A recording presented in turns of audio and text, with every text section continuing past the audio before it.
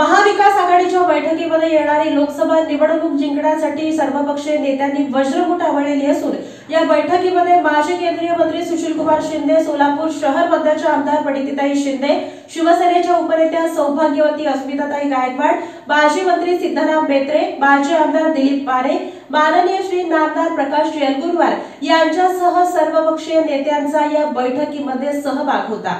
देगाव येथील फार्म हाऊसवर महाविकास आघाडीची बैठक, हुरडा पार्टी आणि स्नेहभोजनाचे नियोजन उद्धव बाळासाहेब ठाकरे पक्षाचे जिल्हा प्रमुख गणेश वानकर आणि परिवाराच्या वतीने करण्यात आलं होतं।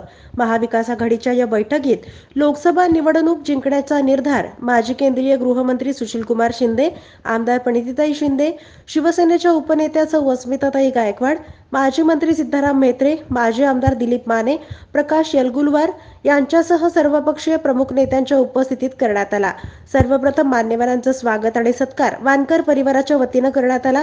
नंतर झालेल्या बैठकीत आगामी लोकसभेसह होणाऱ्या सर्व निवडणुकांमध्ये महाविकास आघाडीचे उमेदवार बहुमताने निवडून आणण्याचा निर्धार माजी केंद्रीय मंत्री सुशीलकुमारजी शिंदे साहेब यांच्या अध्यक्षतेखाली सर्वपक्षीय नेत्यांनी केला। यावेळी हम सब एक है, महाविकास आघाडीचा विजय असो, इंडिया आघाडीचा विजय असो, सुशीलकुमार शिंदे साहेब तुम आगे बढ़ो, प्रणितीताई तुम आगे बढ़ो अशा घोषणा यावेळी देण्यात आल्या।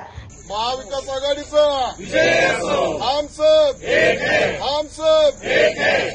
शिंदे साहेब तुम आगे बढ़ो, हम तुम्हारे साथ हैं।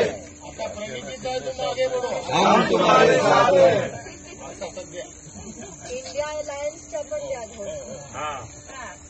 इंडिया आघाडीचा विजय असो, इंडिया आघाडीचा विजय असो, इंडिया आघाडीचा विजय असो, इंडिया आघाडीचा विजय असो।